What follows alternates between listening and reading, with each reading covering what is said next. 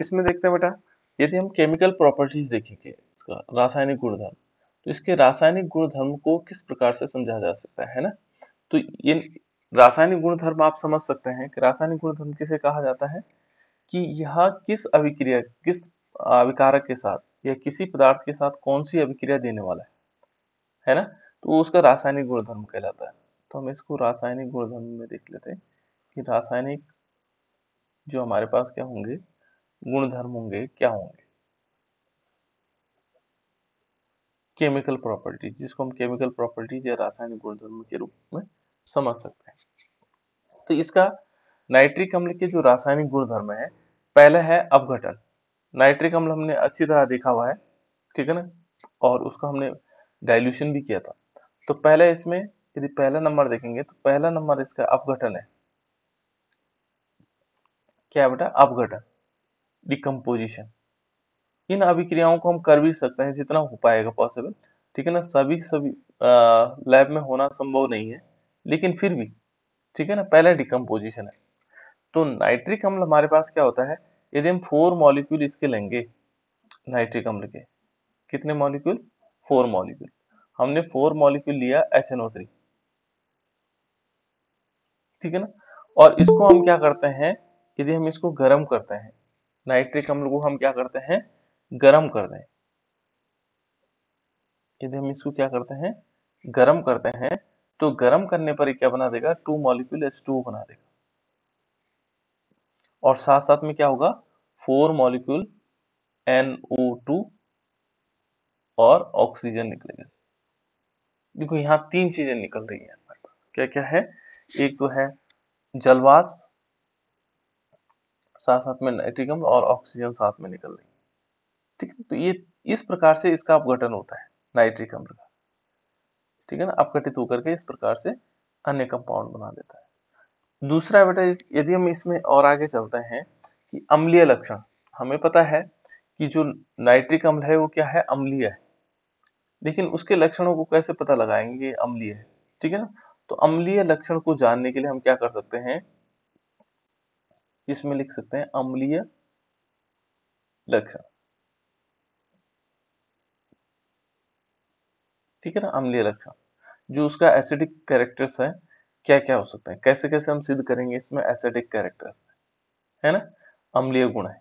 तो यहाँ पर पहले कंडीशंस क्या होगी कि जब हम नाइट्रिक अम्ल को पानी के साथ मिलाते हैं, देखो जैसे माना हमने HNO3, हमने क्या लिया, नाइट्रिक अम्ल लिया, और इस पर हमने H2 जल, जैसे हमने डाइल्यूशन किया भी, तो ये आयनिक फॉर्म में टूट जाता है। यहाँ आयनिक फॉर्म में क्या बना देगा, H3O पॉजिटिव और प्लस NO3 नेगेटिव के रूप में रहेगा, ठीक है ना।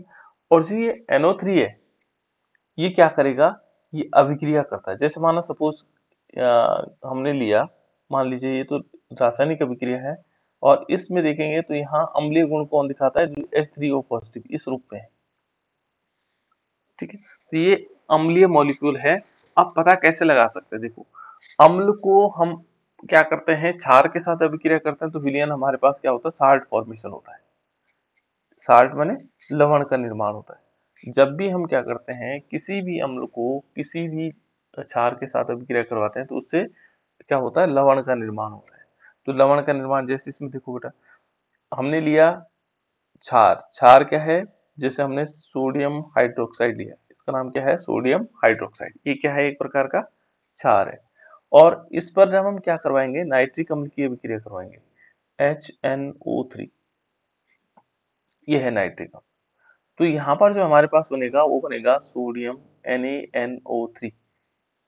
इसको कोशिश करेंगे, आज देखते हैं इस प्रकार से रिएक्शन होती कि नहीं होती, है ना, NaNO3, और प्लस क्या होगा, H2O मॉलिक्यूल निकलेगा। ये क्या है, एक प्रकार का लवण है, ठीक है ना, सोडियम नाइट्रेट क्या है, एक प्रकार का लवण है। दूसरा, यदि हम इसके साथ करवाते हैं, कैल्शियम ऑक्साइड के साथ करवाते हैं, इसके साथ भी यदि हम क्या करवाएंगे, 2 मॉलिक्यूल HNO3 की रिएक्शन करवाएंगे, तो ये किस चीज का फॉर्मेशन करेगा, ये बनाएगा आपका कैल्शियम नाइट्रेट, ये भी बनाएगा C। देखो यहाँ पर जो NO3 है बेटा, ये याद रखिएगा, ये NO3 इस सिंगल माइनस चार्ज वाला होता है, ठीक है ना, ये दिखाई दे रहा होगा आपको। अब कैल्शियम के साथ कितने जोड़ेंगे? यदि हम कैल्शियम के साथ जोड़ेंगे तो कैल्शियम के साथ कितने जोड़ने चाहिए? देखो Ca की कितनी वैलेंसी होती है? 2 वैलेंसी होती है, तो Ca के साथ क्या होंगे? 2 NO3 जुड़ जाएंगे, NO3 को हो ट्वाइस, और प्लस इसमें क्या होगा? 2 मॉलिक्यूल H2। तो ये क्या है? Calcium nitrate. ये भी क्या है? एक प्रकार का लवण। तो ये सारे के सारे देखो, सोडियम कार्बोनेट, सोडियम कार्बोनेट का सूत्र क्या होता होगा? कोई बताएगा बेटा? सोडियम कार्बोनेट, धामन सोडा जिसको हम बोलते Na2CO3। हैं, Na2CO3। बार बार पूछता रहूंगा तो आप लोगों को दिमाग में आना चाहिए सोडियम कार्बोनेट। और नाइट्रिक अम्ल का क्या फॉर्मूला होगा? आंचल, आंचल बताओ बेटा, नाइट्रिक अम्ल का जल्दी बताओ बेटा। साहिल, नाइट्रिक अम्ल का फॉर्मूला क्या होगा?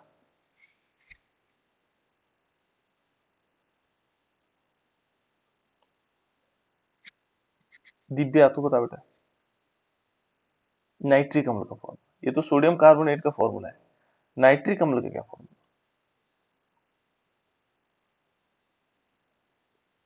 Harikesh, sir HNO3।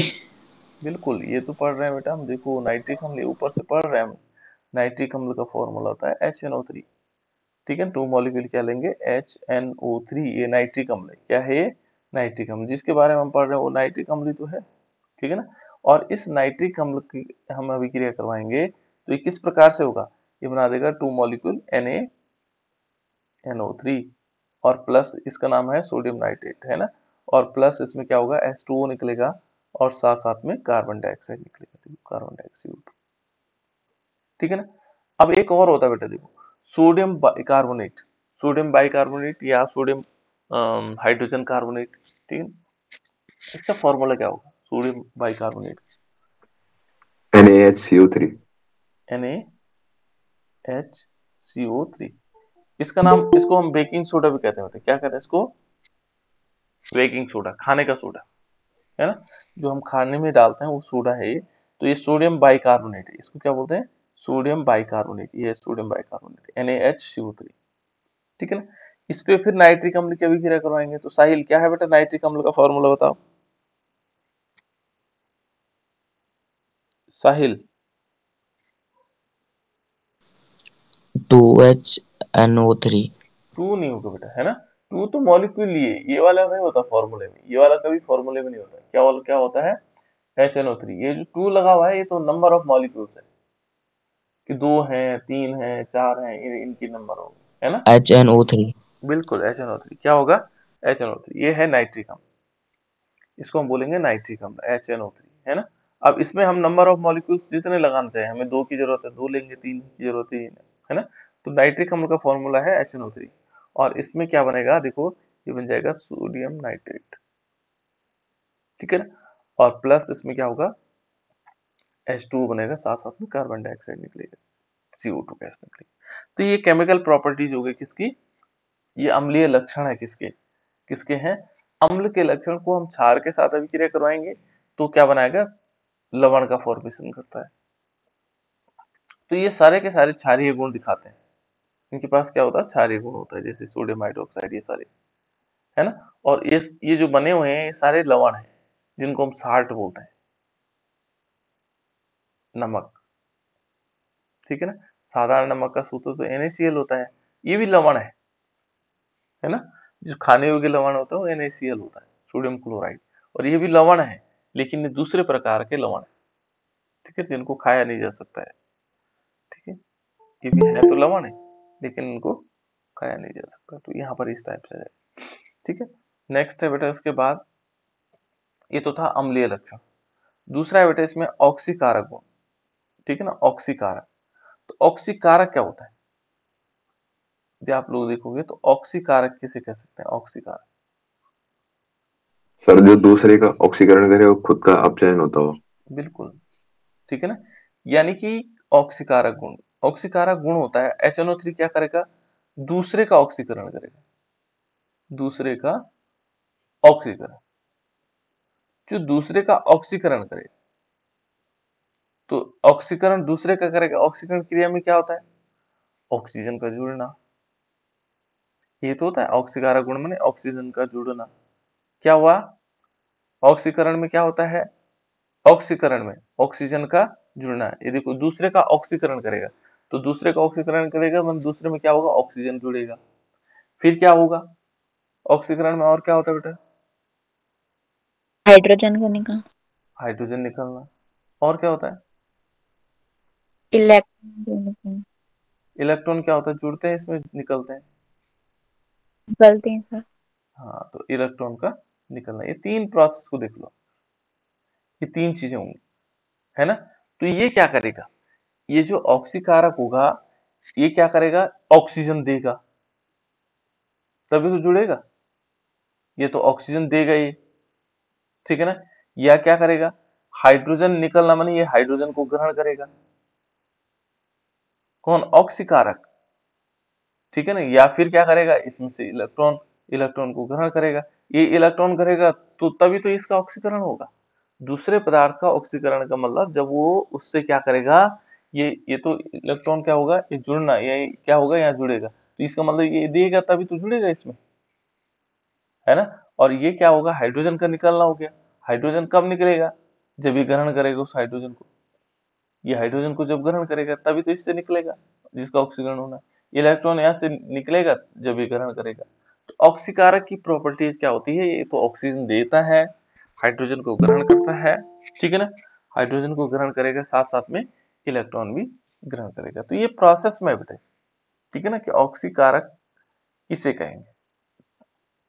क्लियर हुआ? तो देखो बेटा, इसके बाद नेक्स्ट इसमें आगे देखेंगे तो ऑक्सीकारक में क्या होगा। ये यहाँ पर हमारे पास ये HNO3 है। क्या है? HNO3। तो हम यदि मान के चलते हैं कि ये 2 मॉलिक्यूल HNO3 लेते हैं और ये है सांद्र। सांद्र समझ सकते हैं आप लोग, जिसमें ज्यादातर इसके मॉलिक्यूल होंगे। और जब इसको क्या करते हैं, ये टूटता है, किस रूप में टूटता है? ये टूटता है बेटा H2O, ठीक है ना? H2O plus 2 molecule NO2। और मैंने क्या कहा? ये क्या देगा? ये ऑक्सीजन देगा। क्या देगा? ऑक्सीजन, तभी तो ऑक्सीकारक होगा। और प्लस इसमें क्या क्या क्या करेगा? ये ऑक्सीजन, देखो ये नवजात ऑक्सीजन दे रहे हैं, ये ऑक्सीजन निकाल देगा। ये ऑक्सीकरण, ये ऑक्सीजन जब निकलेगा इससे तो ये दूसरे का क्या करेगा? ऑक्सीकरण करेगा। क्लियर? ऐसे डाइल्यूटेड जो होता है बेटा, तनु, तनु विलयन, ठीक है ना? डाइल्यूट जिसको कहते हैं, इसको कौन किताब में कॉन्सेंट्रेट भी लिखा रहता है, जैसे कॉन्क करके लिखा रहता है, कंसेंट्रेट, है ना? और यदि हम 3 मॉलिक्यूल क्या लेंगे? HNO3 लेंगे। HNO3 किसका नाम क्या है बेटा? साहिल बता दो बेटा, HNO3 का नाम क्या है? जल्दी बताओ।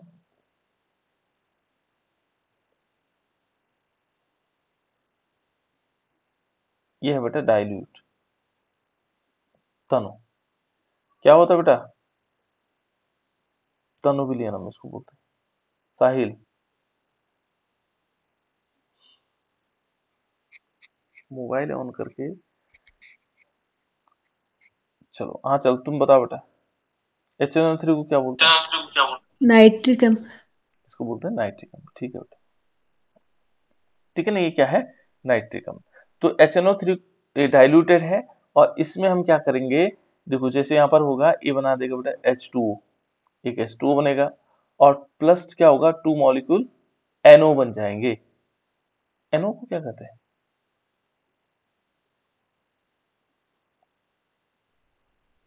नाइट्रिक क्या ऑक्साइड कहते से। हैं? बिल्कुल, नाइट्रिकन में नाइट्रिक ऑक्साइड, है ना? ये है नाइट्रिक ऑक्साइड। गुड। तो इस प्रकार से हमारे पास ये देखो, अभी दोनों क्या कर रहे हैं? दोनों क्या कर रहे हैं? ऑक्सीजन दे रहे हैं। देखो नाइट्रिक अम्ल डाइल्यूटेड भी लेंगे तब भी ऑक्सीजन दे रहा है। इसमें ऑक्सीजन देगा तो ये दूसरे का क्या करेगा? ऑक्सीकरण करेगा। वो दूसरा वाला जो लेगा ना इससे, उसका ऑक्सीकरण हो जाएगा। तो इसलिए क्या होता है बेटा, अब देखो यदि हम इसमें और देखेंगे तो अलग अलग प्रकार के ऑक्सीकरण हो सकते हैं, ठीक है ना? ऐसा नहीं कि एक ही चीज का ऑक्सीकरण अलग अलग चीजों का हो सकता है। जैसे मान लीजिए हमने लिया, कोई पदार्थ लेते हैं, ठीक है ना? और उस पदार्थ में लेते हैं, मान लीजिए हम लेते हैं, पहले लेते हैं धातुओं का, है ना?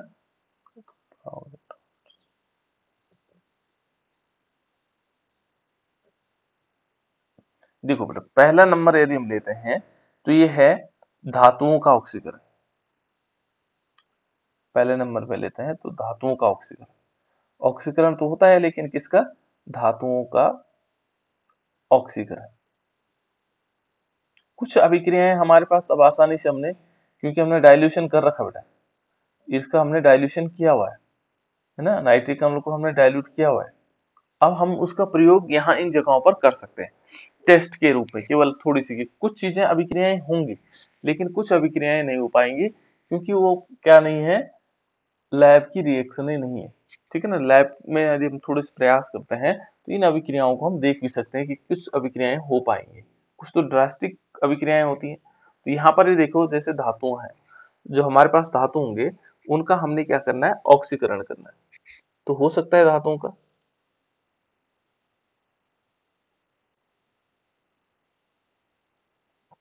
धातुओं का ऑक्सीकरण हो सकता है बेटा। इसमें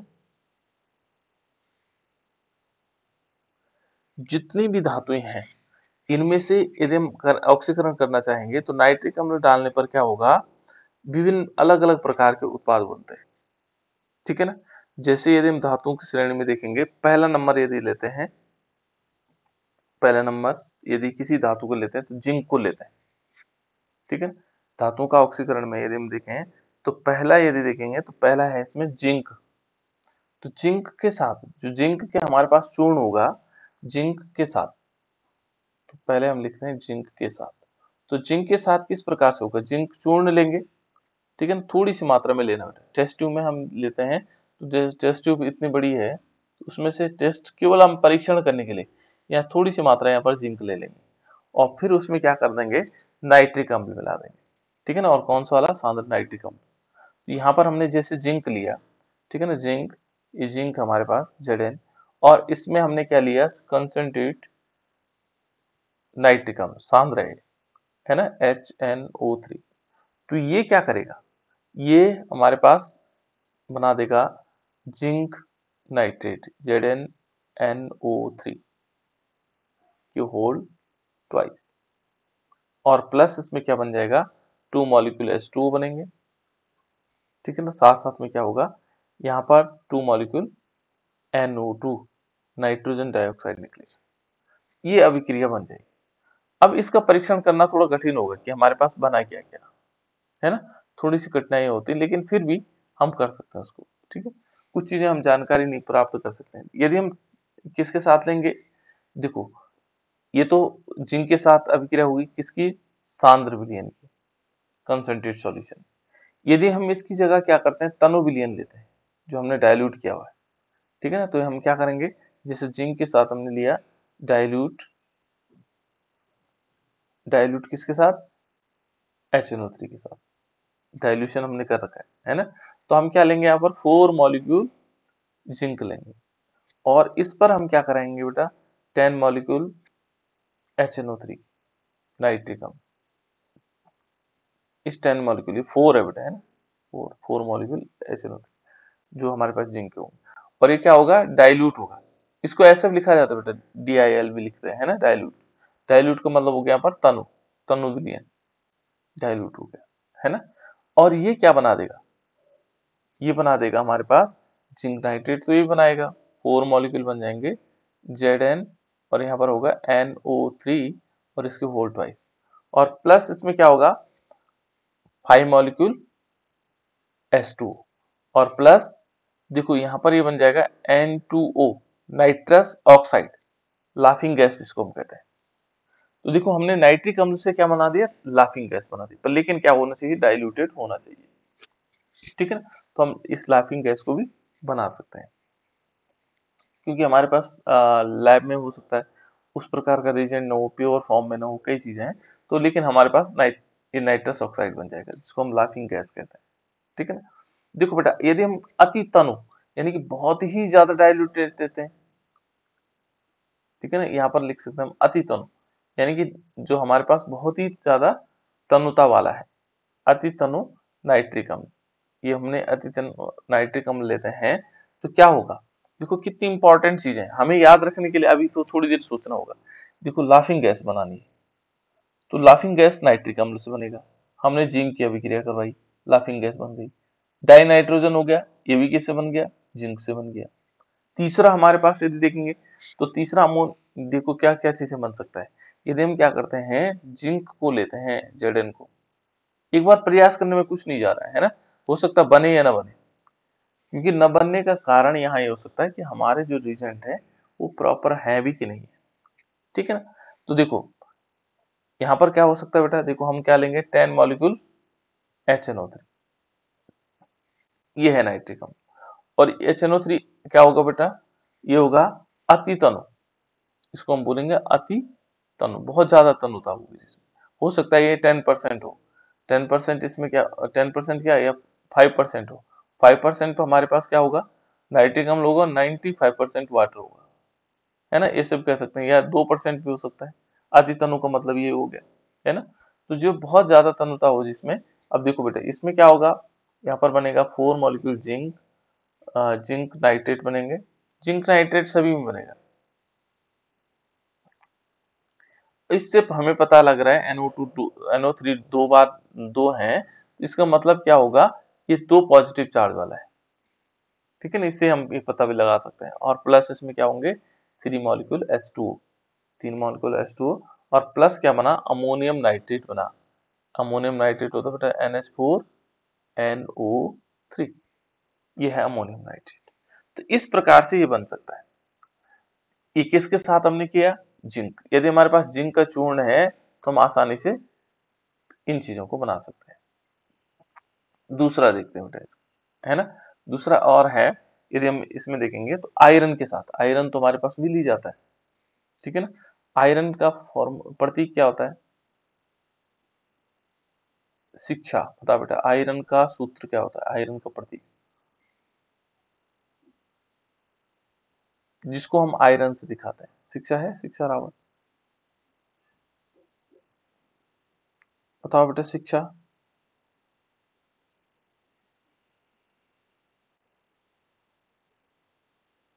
राहुल तुम बताओ बेटा, पूछूंगा सभी को। कुसुम, आयरन का प्रतीक बताना। Krishna Pundir, sir Fe।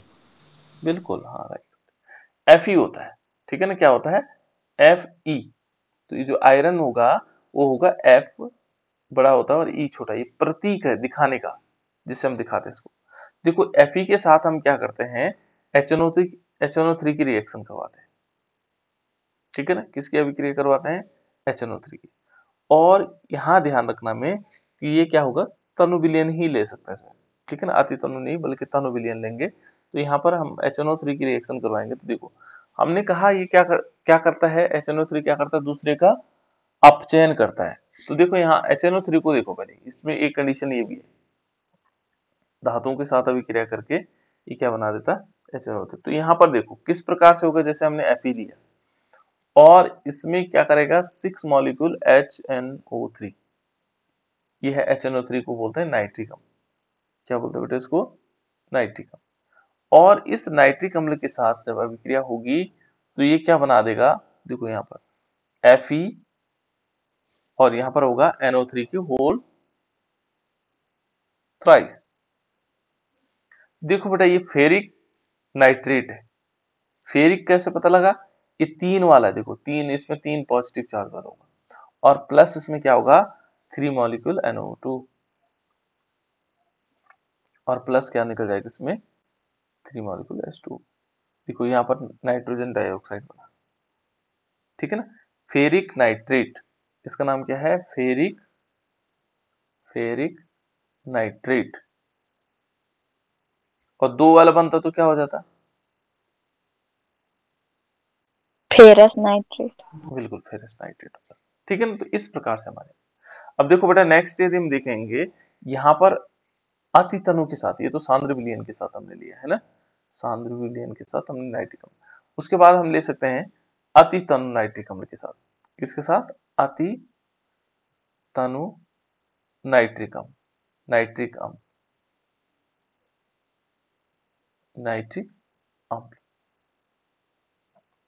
कृष्णा बताओ बेटा, नाइट्रिक अम्ल का सूत्र क्या होता है, कृष्णा। चलो ये बताएगा दिव्यांशु, बताओ बेटा नाइट्रिक अम्ल का सूत्र क्या होता है? दिव्यांशु।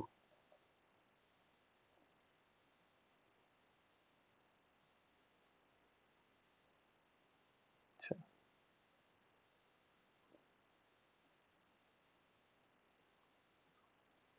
बताओ बेटा।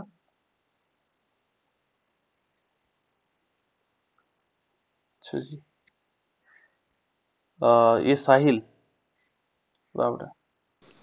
NHO3। NHO3, NHO3 नया प्रकार का तत्व बन गया। NHO3, NHO3 देखो तो बेटा, यहाँ NHO3 है कहीं? नाइट्रिक अम्ल होता बेटा HNO3, H होगा पहले, फिर NO3 होगा, ये होगा, है ना, ध्यान रखिएगा। चलो कोई बात नहीं। देखो यहाँ पर हम क्या करेंगे, Fe लेंगे बेटा। मैं पूछता रहूंगा बीच बीच में, ठीक है ना, बहुत सारे बच्चों, कोई बात नहीं, अभी तो शुरुआत है, ये तो फर्स्ट ईयर में है ना। देखो बेटा HNO3 यानी कि HNO3 ये लेंगे, नाइट्रिक अम्ल है ना, ये नाइट्रिक, और अति तनु है तो ये क्या करेगा, ये बना देगा बेटा। आपको कॉपी लेके बैठना बेटा, तभी आएगा समझ में, ऐसे नहीं कि लेट लेट कर बैठे हैं, है ना। मैं कभी भी आप लोगों को वीडियो ऑन करवा सकता हूँ। तो यहाँ पर देखो NO3 की होल ट्वाइस इस प्रकार से आ जाएगा, और प्लस इसमें क्या बनेगा, साथ साथ में अमोनियम नाइट्रेट बनेगा, NH4 NO3, और प्लस इसमें 3 मॉलिक्यूल H2। इस प्रकार से क्या हो सकता है, ये क्या बना सकता है, फेरस नाइट्रेट भी बनाया। देखो ये फेरस बन गया आपके पास। अब इस समय क्या बना, फेरस नाइट्रेट, ये फेरस है क्योंकि इसमें दो दो क्या है, NO3 जुड़े हैं, तो फेरस हो जाएगा। और अमोनियम नाइट्रेट अलग बना हुआ है, और प्लस 3H2 बना। तो इस प्रकार से धातुओं के साथ अभिक्रियाएं, ठीक है ना। अन्यों के साथ देखो बेटा, ये धातुओं में क्या होते हैं, जो सक्रियता श्रेणी में जो हाइड्रोजन से नीचे होती हैं, उनके साथ क्या अभिक्रियाएं होंगी। ये तो हाइड्रोजन से ऊपर है, ये तो क्या थे, हाइड्रोजन से ऊपर वाले। तो अब उसके बाद थोड़ा धातुओं में देखते हैं, जो सक्रियता श्रेणी में हाइड्रोजन से नीचे, जो हाइड्रोजन से क्या है, नीचे की ओर है, उन तत्वों के साथ देखते हैं। तो पहला नंबर है कॉपर के साथ, यदि हम देखेंगे तो पहला नंबर किसके साथ आएगा, कॉपर। ये कॉपर है। कॉपर क्या है, हाइड्रोजन से नीचे, हाइड्रोजन से नीचे, किस में नीचे है, सक्रियता श्रेणी में, सक्रियता श्रेणी में। अब इससे क्वेश्चन बनते हैं, बहुत अच्छे से क्वेश्चन बनते हैं। सक्रियता श्रेणी में नीचे है बेटा, ठीक है ना। जो सक्रियता श्रेणी होती है उनमें हाइड्रोजन से नीचे कॉपर है, ठीक है ना। अब इस कॉपर के साथ क्या अभिक्रिया होगी, ठीक है ना। कॉपर के साथ क्या अभिक्रिया हो सकती है, देखो यदि हम इसमें देखते हैं क्या क्या अभिक्रिया हो सकती हैं। इससे नीचे कौन कौन है, ये ध्यान रखना, एक है कॉपर है, Ag है, Ag तो जानते हैं आप लोग, और Hg है। इन तीन का उदाहरण ले के चल रहे हैं, ठीक है ना, कॉपर, Ag और Hg, ठीक है ना, सिल्वर और मरकरी। तो देखो बेटा, इसमें हम कॉपर के साथ अभिक्रिया करवाएंगे, तो कॉपर के साथ क्या अभिक्रिया होगी। तो यहाँ यदि देखेंगे तो कॉपर Cu प्लस क्या हो जाएगा, 4 मॉलिक्यूल, इसमें क्या होगा, HNO3 लेना पड़ेगा, 4 मॉलिक्यूल HNO3, और ये कैसा होगा, सांद्र होगा, जिसको कंसंट्रेट भी लिखते हैं। और इज इक्वल टू ये भी क्या बना देगा, Cu, और यहाँ क्या होगा, NO3 की होल ट्वाइस, इसको बोल देंगे कॉपर नाइट्रेट। और प्लस इसमें क्या होगा, नाइट्रोजन डाइऑक्साइड बनेगा 2 मॉलिक्यूल, और प्लस इसमें 2 मॉलिक्यूल H2O बनेगा। इस प्रकार से ये अभिक्रियाएं होती, ठीक है ना। दूसरा यदि हम देखेंगे, दूसरा भी इसमें ले सकते हैं तनु विलयन के साथ। तो तनु विलयन के साथ हमें क्या करना पड़ेगा, थोड़ी चेंजेस करना पड़ेगा, ठीक है ना। ये सांद्र विलयन है, और तनु विलयन के साथ हम क्या कर लेंगे, यहाँ पर अति तनु लेना है ना। कैसे लेना, अति तनु, हमने लिया नाइट्रिक अम्ल, और नाइट्रिक अम्ल के मॉलिक्यूल होंगे 8 मॉलिक्यूल HNO3। तो ये क्या करेगा, ये बना देगा हमारे पास क्या बन जाएगा, यहां बनेगा Cu 3 मॉलिक्यूल Cu और यहाँ होगा NO3 की 4 ट्वाइस प्लस NO बनेगा, नाइट्रिक ऑक्साइड बनेगा और प्लस 4 मॉलिक्यूल H2O बनेगा। 4 मॉलिक्यूल क्या बन जाएंगे इसमें, H2O, इसमें 2 NO बनेगा। तो इस प्रकार से क्या होगा, ये अभिक्रिया करता है। और जैसे अन्य तत्व है जैसे सिल्वर है, ये तो कॉपर के साथ था कि कॉपर के साथ उसने इस प्रकार से अभिक्रिया की, ठीक है ना। उसके बाद यदि हम सिल्वर देखेंगे तो सिल्वर के साथ, सिल्वर क्या होता है, सिल्वर का प्रतीक क्या होता है बेटा, कोई बताएगा सिल्वर का प्रतीक? सर ऐसा ही Si, ये सिलिकॉन है बेटा, सिल्वर ऐसा होता SO2 सल्फर डाइऑक्साइड, सिल्वर जिसको हम चांदी भी बोलते हैं, देखो Ag होता है बेटा, क्या होता है Ag, है ना, क्या होता है Ag के साथ, तो Ag को हम सिल्वर बोलते हैं, ठीक है ना। Ag को क्या बोलेंगे, सिल्वर, ये Ag के साथ। तो Ag के साथ देखो, Ag के साथ यदि हम अभिक्रिया करवाएंगे तो यदि हम 2 मॉलिक्यूल क्या लेते हैं, नाइट्रिक अम्ल लेते हैं, 2 मॉलिक्यूल HNO3, और कैसे होगा, सांद्र, तो ये क्या बना देगा, ये बना देगा सिल्वर नाइट्रेट, AgNO3 बना देगा, और प्लस इसमें क्या निकलेगा, नाइट्रोजन डाइऑक्साइड NO2, और प्लस क्या होगा, H2O भी निकलेगा। देखो इस प्रकार से ये अभिक्रिया होगी, ठीक है ना। यदि हम इसकी जगह क्या लेंगे, सांद्र की जगह क्या लेते हैं, तनु लेते हैं, तनु विलयन लेते हैं, तो यहाँ पर हमें क्या लेना पड़ेगा, 3 मॉलिक्यूल Ag लिया, ठीक है ना। और इस पर हम क्या करते हैं, 4 मॉलिक्यूल HNO3 नाइट्रिक अम्ल लेते हैं, और ये लेते हैं डाइल्यूटेड, ठीक है ना। और यहाँ पर जो डाइल्यूटेड लेंगे तो डाइल्यूटेड में क्या होगा, ये होगा 3 मॉलिक्यूल होगा AgNO3 और प्लस NO बनेगा और प्लस 2 मॉलिक्यूल H2। तो ये देखो हमारे पास डाई नाइट्रोजन भी बन रहा है, नाइट्रिक ऑक्साइड भी बन रहा है, ठीक है। और इसके बाद और भी है बेटा, देखो जो उत्कृष्ट धातुएं हैं हमारे पास, सोना और प्लेटिनम, ठीक है ना, इनके साथ भी विलयन बन सकता है। और इस विलयन को बनाने से पहले इनके साथ भी देखो, सोने के साथ और प्लेटिनम के साथ भी ये विलयन बनाते हैं। ये बहुत अच्छा है, ये है उत्कृष्ट धातुएं। जो सबसे अच्छी प्रकार की धातुएं मानी जाती हैं वो है उत्कृष्ट धातुएं, हम उनको कहते हैं। और उन धातुओं को कहा जाता है सोना और प्लेटिनम। एक तो सोना हो गया, सोना का, सोने का ये क्या होता है बेटा, प्रतीक क्या होता है सोने का, AU सर। हाँ बिल्कुल, है ना। प्लेटिनम AU होता है, और प्लेटिनम का, इसका होता है बेटा AU, और प्लेटिनम का होता है PT, ठीक है, दोनों, हाँ बिल्कुल गुड, ठीक, AU और प्लेटिनम। अच्छा, एक्वारीजिया होता है बेटा एक, है ना, अम्लराज।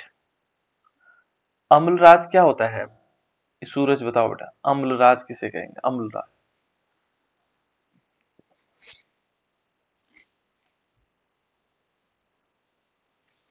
अम्लराज किसे कहेंगे,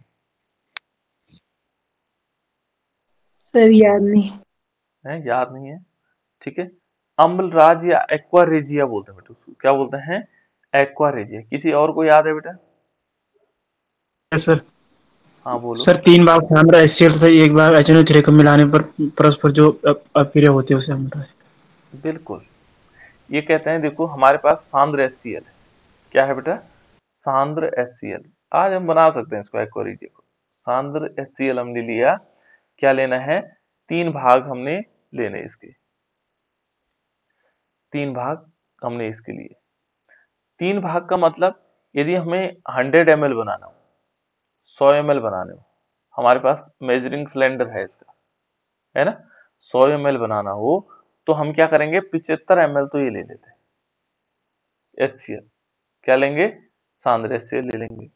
और क्या करेंगे, दूसरा हम 25 ml क्या लेंगे, 25 ml लेंगे हम क्या लेंगे बेटा, नाइट्रिक अम्ल, और वो भी कैसा वाला,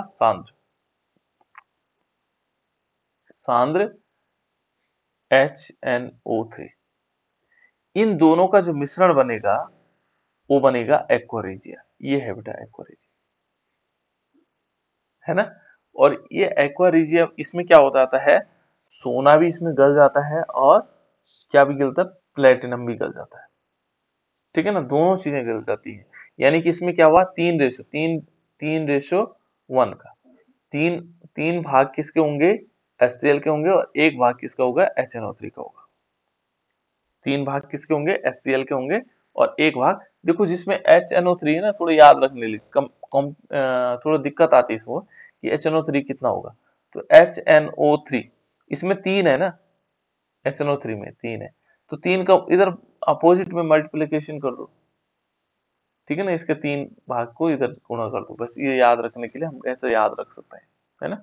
इसके 3 भाग होंगे, HCl के 3 भाग होंगे और HNO3 के 1 भाग होगा। तो इस प्रकार से हमारे पास बनेगा एक्वा रेजिया।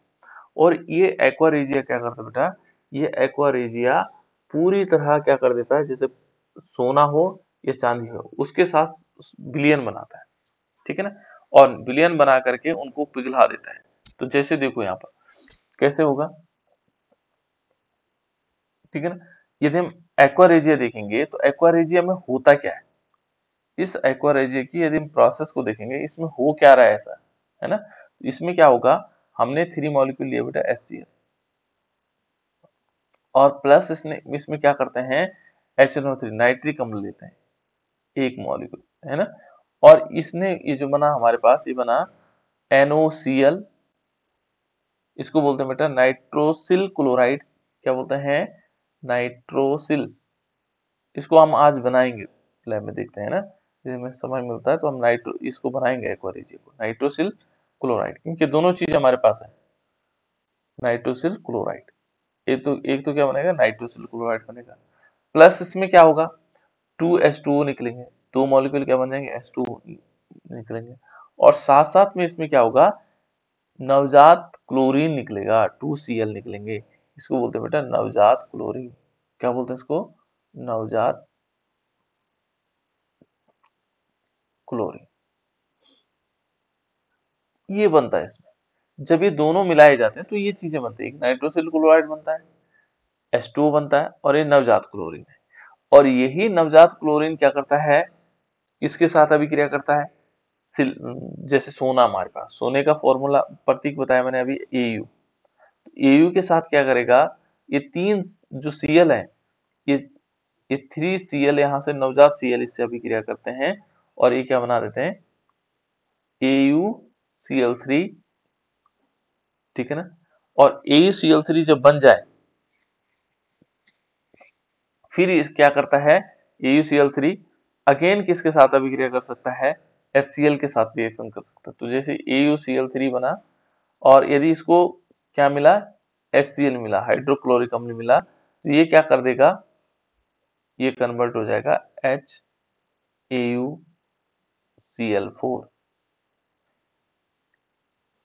और इसका नाम है क्लोरो ऑरिक अम्ल, क्लोरो, ये ऑरिक क्लोराइड बोलते हैं बेटा इसको, ऑरिक क्लोराइड, क्या बोलेंगे इसको, ऑरिक क्लोराइड, ये ऑरिक क्लोराइड, ये ऑरिक एरुएट से बना हुआ है ना, एरुएट भी बोलते हैं इसको, जो हमारे पास इस शब्द बना हुआ है, और AU गोल्ड हम जिसको बोलते हैं, है ना। तो यहाँ पर जो नाम होगा इसका, यहाँ पर ये है क्लोरो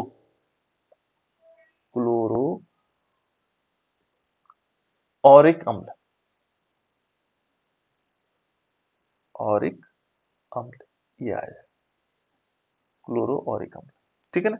इसी प्रकार से प्लेटिनम के साथ करता है, क्योंकि घोल देता है बेटा, अम्ल राज क्या करता है, सोना और चांदी दोनों को घोल देता है, सोना चांदी और यहाँ तक भी प्लेटिनम को भी, ठीक है ना। तो प्लेटिनम के साथ भी क्या करता है, ये इसी प्रकार से विक्रिया, प्लेटिनम है और यहाँ पर क्या लेगा, 4Cl लेंगे, ठीक है ना, 4Cl के साथ अभिक्रिया करेगा, और इसने क्या बना दिया, ये बना देता हमारे पास जो प्लेटिनम है, एक तो बन जाएगा PtCl2Cl4 PtCl4, और साथ साथ में PtCl4 क्या करेगा, अगेन रिएक्शन करता है HCl से। जो PtCl4 है ये प्लेटिनम क्लोराइड है, तो प्लेटिनम क्लोराइड क्या करेगा, अगेन रिएक्शन करेगा HCl से 2 मॉलिक्यूल से, और ये क्या बना देगा H2PtCl6, और इसका नाम है क्लोरोप्लेटिनिक अम्ल। इसका नाम क्या होगा, क्लोरोप्लेटिनिक अम्ल, प्लेटिनिक अम्ल। इस प्रकार से क्या करेगा, इससे अभिक्रिया करेगा। तो इस टाइप से हो सकता है, ठीक है ना। तो ये बहुत सारे अभिक्रियाएं कर देता है, इसी प्रकार से अन्य अभिक्रियाएं भी हो जाती हैं, ठीक है। तो ये हो गया बेटा, है ना, इस टाइप से हम इसको साथ अभिक्रियाएं करवा सकते हैं। उसके बाद एक और है बेटा इसमें, अधातुओं के साथ अभिक्रिया। जो अधातु होते हैं, अधातुओं के साथ भी ये अभिक्रिया करता है, ठीक है ना। किसके साथ, अधातुओं के साथ। तो अधातु हम क्या लेते हैं, अधातु कौन कौन से हो सकते हैं, अधातुओं के साथ अभिक्रिया। अधातु क्या होता है बेटा, जैसे हमारे पास कुछ अधातुओं के नाम बता दो, जैसे कार्बन हो गया, है ना, आयोडीन हो गया, फास्फोरस हो गया, ये सारे अधातु है बेटा, है ना। फास्फोरस हो गया, सल्फर हो गया, ये सब अधातु है, ठीक है। इनके साथ हम अभिक्रिया करवा के देखते हैं, इनके साथ अभिक्रिया करवा के देखते हैं तो क्या क्या चीजें हो सकती है इसमें, ठीक है ना। तो पहले देखो बेटा, जैसे हम कार्बन के साथ करवाते हैं, तो यहाँ कार्बन लेते हैं, कार्बन प्लस HNO3, हम क्या लेंगे, कार्बन लेंगे, और कार्बन के साथ हमने क्या करवाया, नाइट्रिक अम्ल की रिएक्शन करवाई, और यहाँ पर 4 मॉलिक्यूल लेंगे इसके, ठीक है ना। और ये सीधे क्या बना देता है, हाइड्रोजन कार्बोनेट H2CO3, और प्लस इसमें क्या होगा, 4 मॉलिक्यूल क्या बन जाएंगे, NO2 बन जाएंगे, नाइट्रोजन डाइऑक्साइड, और प्लस इसमें क्या होगा, H2O निकलेगा, वाटर मॉलिक्यूल। ये ऑक्सीकरण हो रहा है इसका ये ऑक्सीकरण कर रहा है। दूसरा देखो, आयोडीन के साथ अभिक्रिया, यदि हम आयोडीन के साथ करवाएंगे तो आयोडीन के साथ क्या होगा, आयोडीन के साथ I2 होता है, आयोडीन, है ना, और इसमें हम लेंगे 10 मॉलिक्यूल HNO3 नाइट्रिक अम्ल, और ये क्या करेगा बेटा, इसमें ये बना देगा, ये बना देगा HiO3, इसके मॉलिक्यूल बन जाएंगे, नंबर ऑफ मॉलिक्यूल 2, इसको बोलते हैं आयोडिक अम्ल, इसको क्या बोलेंगे, आयोडिक अम्ल, सॉरी आयोडिक अम्ल, ये आयोडिक अम्ल, ठीक है ना, इसका नाम होगा आयोडिक अम्ल, ये आयोडिक अम्ल होता है, क्या होता है, आयोडिक अम्ल। ये वाला इसका नाम क्या है, कार्बोनिक अम्ल, ये जो बना ऊपर वाला इसको हम बोलेंगे कार्बोनिक अम्ल, कार्बोनिक अम्ल। ये दोनों चीजें अलग अलग है ना। फिर हम इसके साथ यदि हम आगे अभिक्रिया और क्या क्या बनेगा, यहाँ पर बन जाएगा 10 मॉलिक्यूल NO2, और प्लस इसमें क्या होगा, 4 मॉलिक्यूल H2O, इस प्रकार से बन जाएगा। नेक्स्ट इसके बाद हम किससे अभिक्रिया करवा सकते हैं बेटा, देखो फास्फोरस के साथ अभिक्रिया करवा सकते हैं। फास्फोरस जो हड्डियां होती, और फास्फोरस किसके रूप में रहता है, किस रूप में रहता है बेटा, ये हमेशा P4 के फॉर्म में रहता है, जैसे N2 नाइट्रोजन N2 के रूप में रहता है, ये किसके रूप में रहता है, P4 के रूप में। और यहाँ पर हम क्या लेंगे, 20 मॉलिक्यूल लेंगे HNO3 नाइट्रिक अम्ल की, ठीक है ना। और ये क्या बना देगा, ये फॉस्फोरिक अम्ल बना देगा, क्या बनाएगा, फॉस्फोरिक अम्ल, यानी कि 4 मॉलिक्यूल बन जाएंगे H3PO4, इसको बोलते हैं बेटा फॉस्फोरिक अम्ल। क्या बोलेंगे इसको, फॉस्फोरिक अम्ल, इसका नाम लिख लो, चाहे इंपॉर्टेंट भी है, फॉस्फोरिक अम्ल, फॉस्फोरिक अम्ल, ठीक है ना। ये यहाँ पर 4 है, ठीक है ना, फॉस्फोरिक अम्ल बन जाएगा। और प्लस इसमें क्या होगा, इसमें 20 जो मॉलिक्यूल होंगे वो NO2 के निकलेंगे, नाइट्रोजन डाइऑक्साइड के, और 4 मॉलिक्यूल H2O, इस प्रकार से आ जाएगा। नेक्स्ट है बेटा इसमें सल्फर के साथ अभिक्रिया। तो सल्फर आप जानते हैं सल्फर किस फॉर्म में आएगा, ये होता है बेटा देखो सल्फर जैसे P4 के रूप में रहता है ना, ऐसे ही सल्फर किस रूप में रहता है, S8 के फॉर्म में रहता है। इसका मॉलिक्यूलर फॉर्मूला थोड़ा इंपॉर्टेंट इसलिए, जैसे नाइट्रोजन N2 के रूप में रहता है, P जो है P4 के फॉर्म में रहता है, और S किसके रूप में रहता है, S8 के फॉर्म में रहता है।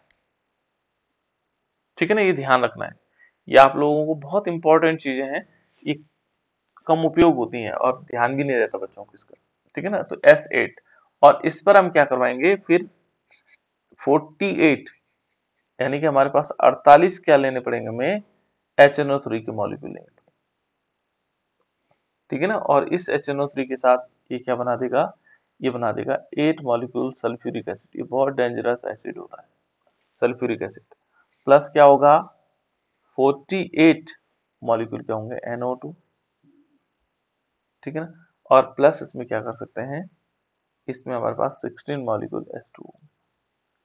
इस प्रकार से देखो इसमें नाइट्रोजन डाइऑक्साइड। तो इस टाइप से हाइड्रोजन किसके साथ, अधातुओं के साथ अभिक्रिया हो सकती है। ठीक है, अब नेक्स्ट है बेटा इसमें देखो ये केमिकल रिएक्शन है, इनको थोड़ा सा हमें इसी ध्यान रखना पड़ेगा किसके साथ क्या अभिक्रिया होती है ना।